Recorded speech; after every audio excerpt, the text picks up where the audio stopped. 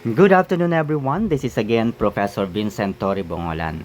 Pag-usapan natin ang paliwanag o ang paghingi ng sorry ni Attorney Regal Oliva. Ito ay matapos na ulanin, bagyuhin ng pag-aaklas. Bagyuhin po ng mga komentaryo mula sa mga DDS supporters ang kanyang pinaka-latest na POV na ang pamagat appeals to The Hague. Nung ating napanood at pinakinggang mabuti ang kanyang pinakahuling POV, malinaw ang mensahe nito sa taong bayan. Para sa akin, on my personal note, ito po ay kabalintunaan. Ito po ay kabaligtaran sa kanyang mga naunang POV na kung saan kinu-question niya ang jurisdiction ng ICC sa Pilipinas. Ang mga nakaraang POV nito ay kinu-question niya ang naging pagdakip sa dating Pangulong si Rodrigo Roa Duterte.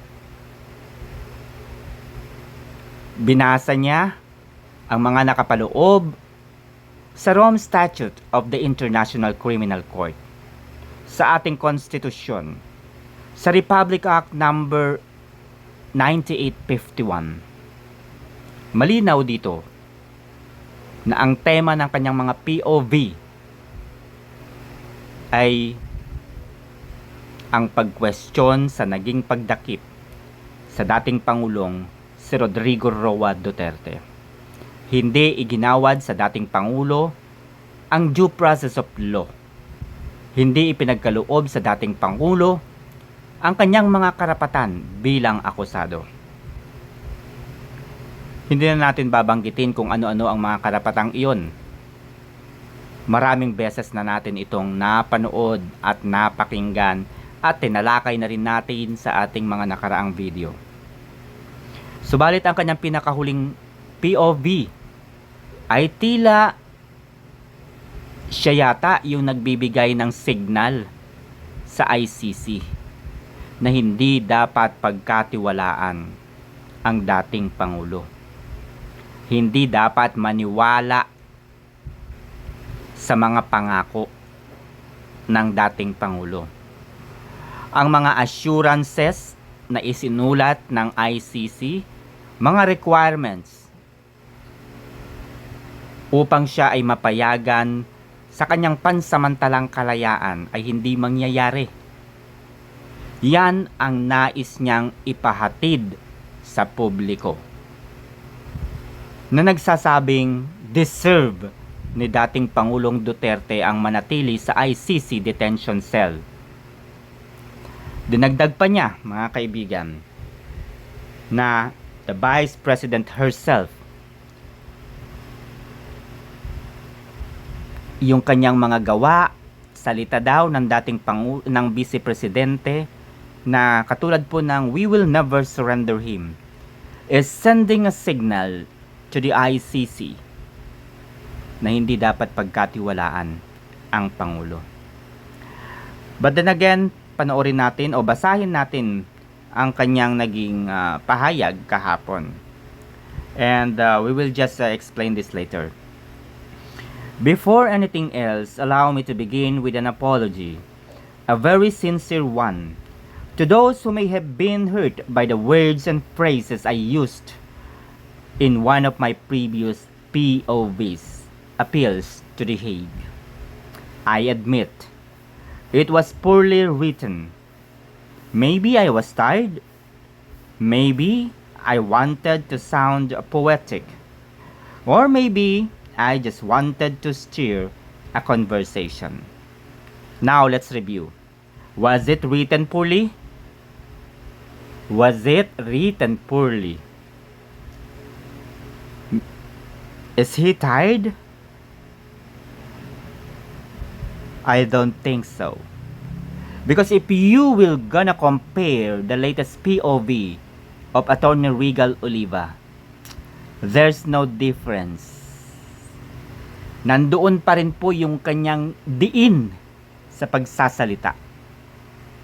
Nandoon yung kanyang napakagandang background. Nandoon pa rin po yung kanyang mga hand, face, and body gestures when he speak. Kapag nagsasalita siya. Kompleto, walang pagbabago.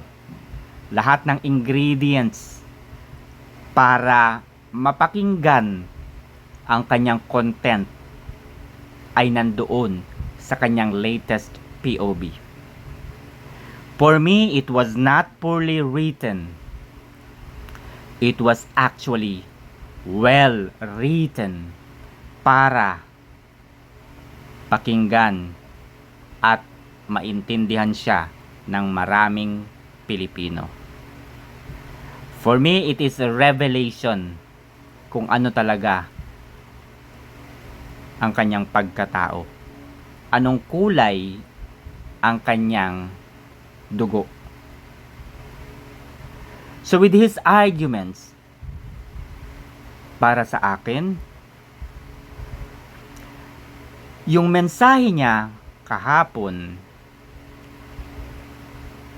is a signal to the ICC na deserve ni dating Pangulong Duterte ang manatili sa ICC.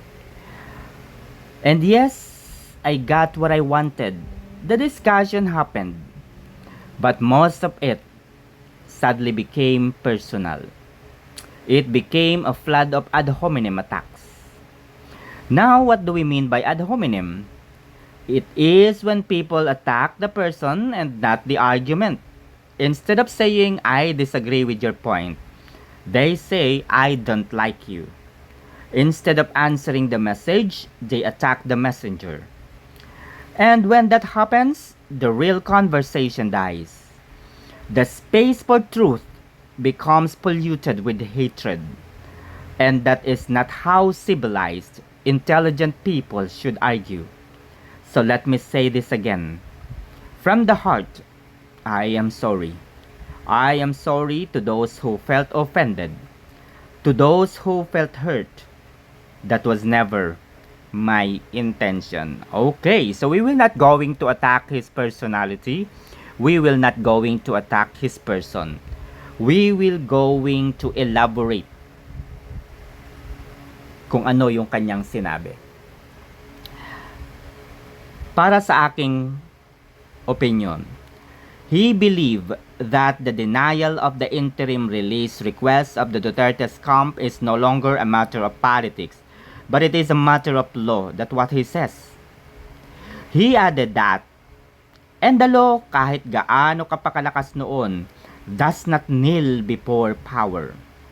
Former President Rodrigo Roa Duterte's camp, led by his counsel Nicolas Kaufman, has now appealed to the ICC's appeals chamber, questioning the denial of the interim release. The argument is simple: that an 80-year-old man, once the most powerful in the land, is not a flight risk.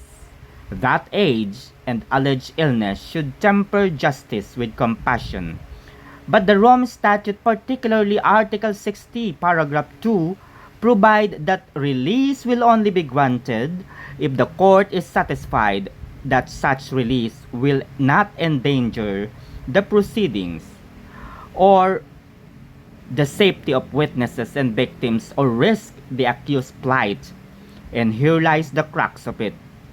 The ICC did not find comfort in Duterte's assurances, because how court could be at ease when even his own family, the sitting vice president herself, has publicly denounced the ICC's jurisdiction when words like "we will never surrender him" echo louder than pleadings of his counsel. The ICC is not blind to political undercurrents. It reads statements not as sentiment but as signal, and is so the pre-trial chamber held continued detention remains necessary under the Article 58, Paragraph 1. So what was the reason why suddenly his regular POV changed? Diba? It's very obvious na sinabi niya dito. Tingnan natin. Basahin natin, tingnan natin yung kanyang mga word dito. Eto, sinabi niya, nagmamadali siya, no? Then kung nagmamadali siya at kung siya po ay kung ito po ay poorly written and he was tired, how come that he mentioned the Article 60 paragraph 2? How come that he was able to mention the other part of the Rome Statute, Article 58, the paragraph 1? So, mga kaibigan, eto po yung pinakang huli kahapon din. Even the camp of the Duterte never questioned the ICC's jurisdiction. Do you believe in that? Even daw si Attorney Nicholas Kaufman never questioned the ICC's jurisdiction in the country. Talaga ba? Hindi ba kinwestiyon ni Attorney Nicholas Kaufman ang jurisdiction ng ICC sa Pilipinas? Ano ito? Ano ito? Can you please check? I-check nyo nga po ito. Ano itong ano na ito? Dokumento ito.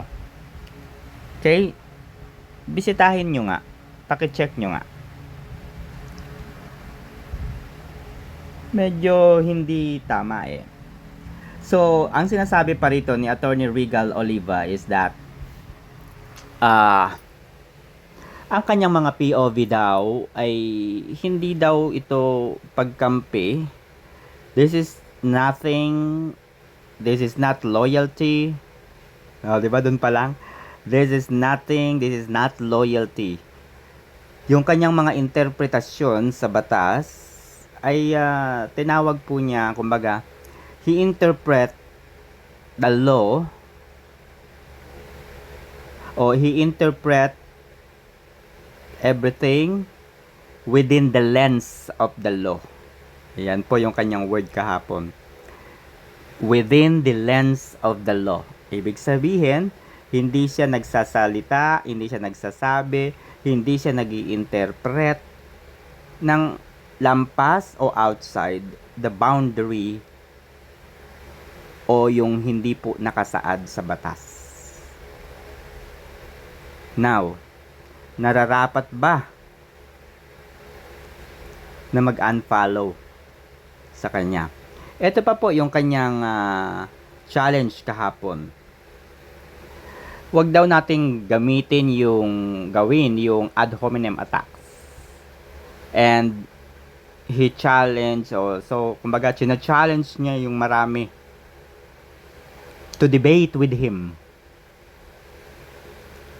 Yan ang gusto ko, to debate with him. Mahilig ako dyan eh. Sige nga. Okay. Iparinig ninyo ito kay Attorney Regal Oliva. And this is my email, Attorney Regal Oliva. Please take note of this email.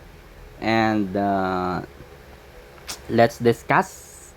Let's interpret one by one your latest POV. Di ba? Sige nga, this is my email. Kuhanin po ninyo ito, ibahagi po ninyo ito, and let's do the Zoom meeting. And of course, dapat live stream po dapat, hindi recorded, live, so that the audience can also ask question. Di ba? Sige, bigyan natin ng pagkakataon itong si Attorney Regal Oliva.